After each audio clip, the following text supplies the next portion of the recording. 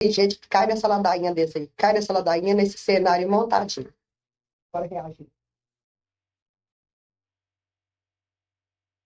Ela foi me dando na prática, eu aprendi com ela. Foi com a minha avó, que é minha mãe. Aham. É minha avó e mãe.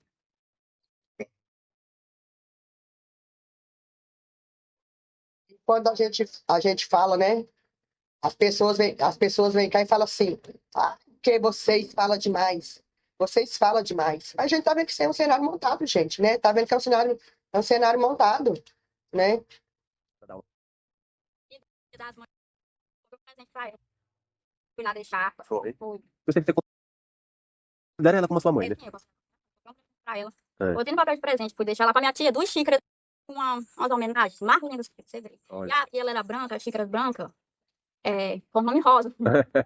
Ficou bem, Branca, ficou, com nome rosa. ficou bem destacado mesmo, né? Foi.